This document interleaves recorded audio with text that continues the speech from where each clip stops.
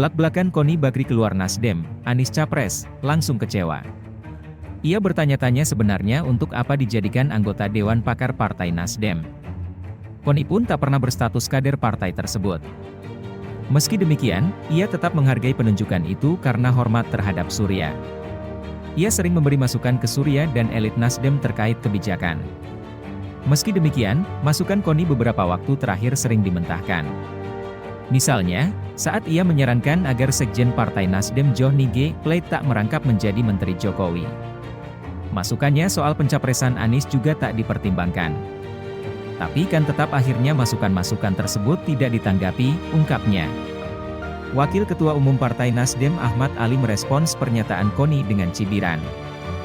Dia menyebut Koni tak paham filosofi pendirian Nasdem.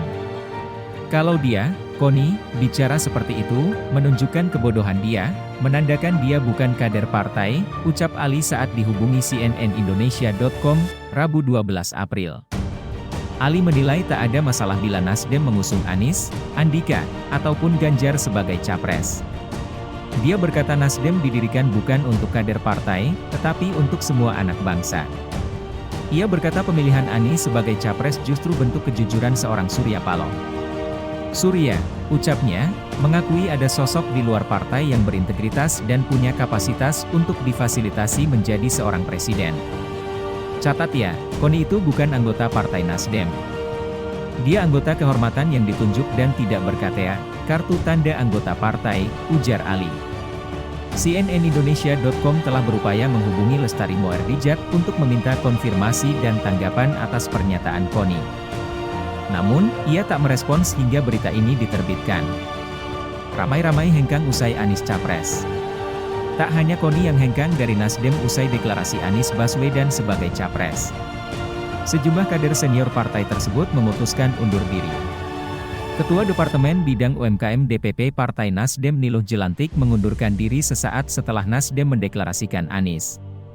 Ia mengumumkan hal itu melalui akun Twitter.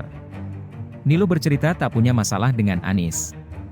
Ia pernah mendukung Anies saat menjadi tim pemenangan dan Menteri Jokowi. Meski begitu, Niluh mengungkit memori politik identitas dalam Pilkada DKI Jakarta 2017. Ia tak sepakat dengan polarisasi yang terjadi di Jakarta tersebut. Anies menang di Pilkada 2017 usai menundukkan petahana Basuki Cahayapurnama alias Ahok. Salah satu isu sentral pada pilkada itu adalah penistaan agama yang dilakukan Ahok. Mungkin bukan dia, Anies yang melakukan, tetapi dia, terkesan, menikmati momen itu, ucap Niluh, 7 Oktober 2022. Niluh mengaku tetap menghargai keputusan Nasdem. Dia menyebut Nasdem sebagai rumah yang mulia dan indah.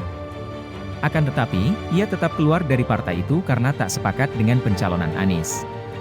Elit Nasdem lainnya yang keluar usai pencapresan Anies adalah Ketua DPW Gerakan Restorasi Pedagang dan UMKM, Garpu, Nasdem Sulawesi Utara, Sulut, Fredriek, Didi ROA, Lumalente. Wakil Ketua Bidang Hubungan Eksekutif di DPW Nasdem Bali Anak Agung Murah Panji Astika juga membuat keputusan serupa. Keduanya tak sejalan dengan keputusan Nasdem mengusung Anies Baswedan sebagai capres. Wakil Sekretaris Jenderal DPP Partai Nasdem Hermawi Taslim pernah menegaskan Nasdem tak kehilangan kader usai usung Anies jadi capres.